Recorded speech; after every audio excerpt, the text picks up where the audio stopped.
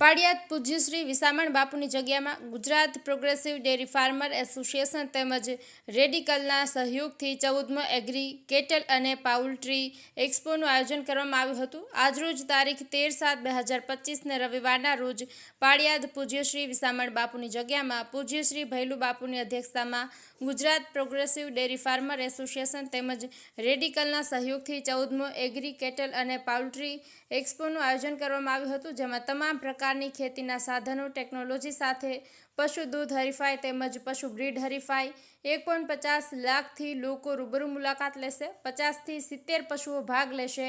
વિવિધ વિષયો પર 3 દિવસ સેમિનાર યોજાશે। ગુજરાતના તમામ જિલ્લામાંથી ખેડૂતો મિત્રો આવશે તેમજ બનાસકાંઠા, આણંદ, ખેડા, કચ્છ, મહીસાગર, રાજકોટ, વડોદરા, સાબરકાંઠા, મહેસાણા, બોટાદ, સુરેન્દ્રનગર, મોરબી, પંચમહાલ, જામનગર જિલ્લાના પશુપાલકોએ પશુ મેળામાં ભાગ લીધો હતો।